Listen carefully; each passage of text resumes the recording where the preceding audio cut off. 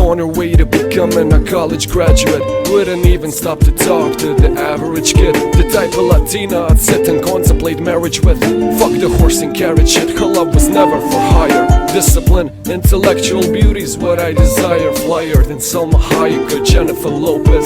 Everyone told me kicking it to her was hopeless. At first I just thought she didn't mess with broke kids. The thug niggas always talking about how they smoke kids, but the rich sniff, coke kids got no play. I'm not even interested is what her body language would say. Everyone around the way gave up trying to get in it. It didn't matter how good your game was, she wasn't with it. On the block bitches was jealous, but wouldn't admit it. Talk shit and deny to everyone they did it, cause they regretted the longer list of niggas that they let hit it. And no one ever gave them shit except McDonald's and Diddick's. Smoking weed with thoughts of envy whenever they lit it. She spoke intelligently and they bit it, always trying to copy. But when they tried to use her vocab, they sounded sloppy. She had a style all her own, respectful and pure. I was sick in the head for her, and there wasn't a cure. There wasn't a cure.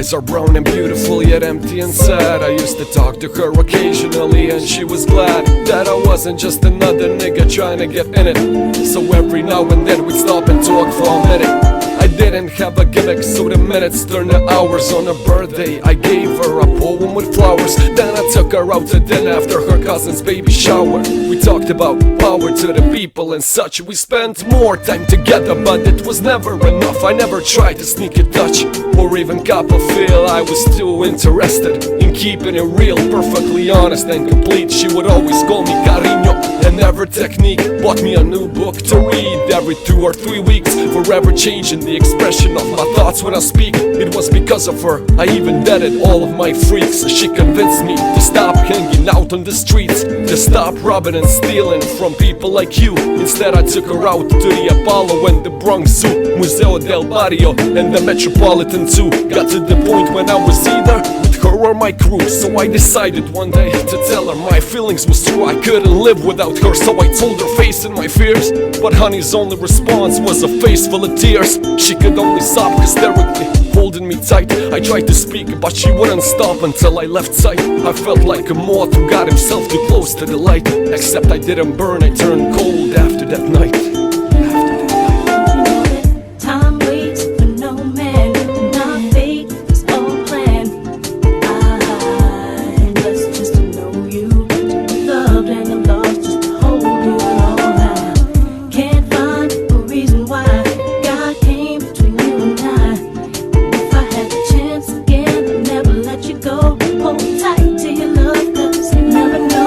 I went on with my life, college and my career. Ended up locked up like an animal for a year, where the COs talked to you like they were the overseer. Then I got sent to the hole when my exit was near.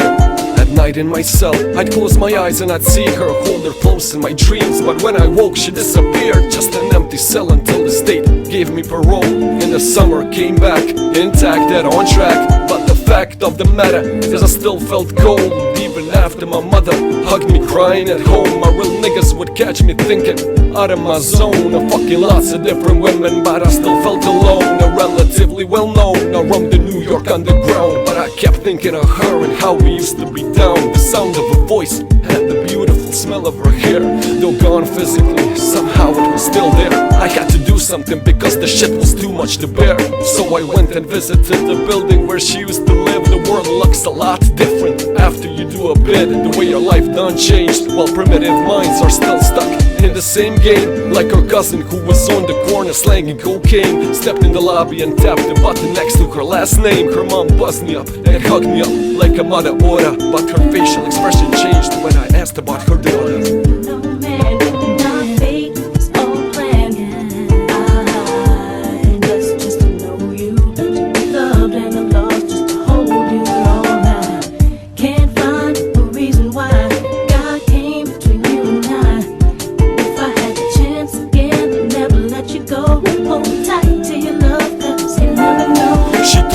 There was a note for me that was left behind, and she had left it there waiting for such a long time. I was inclined to ask about it, but she brought it up first. I saw a tear swelling up in her eye, and then she cursed. She told me where the letter was, and I started thinking the worst. Reversed my position, stepped over and opened the door, and sure enough there was an envelope with my name on the floor. Nobody loves you more than me, cariño, is what the letter said. By the time you get to read this, I'll probably be dead. But when you left in 97, a part of me went to heaven. I thank God at least I got to know what love really was. But it hurt me to see what true love really does. Cause even though we never made love, you were all that there was. It was because I loved you so much that I had to make you leave. You made me doubt the way I thought, you made me wanna believe. And then I slipped up and I let you get close to me. It was hard to not be openly when people spoke to me. This was not the way I thought my life was supposed to be.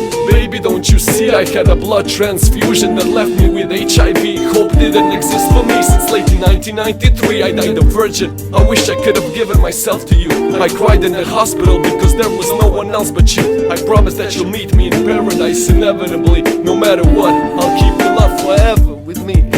What happened for the rest of the day is still a blur, but I remember wishing that I was dead instead of her. She was buried on August 3rd. The story ends without a sequel, and now you know why technique. Don't fucking fall in love with people. Hold the person that you love closely if they're next to you. The one you love, not the person that'll simply have sex with you. Appreciate them to the fullest extent and then beyond, cause you never really know what you've got until it's gone. You never really know what you've got until it's gone. You never really know what you've got until it's gone.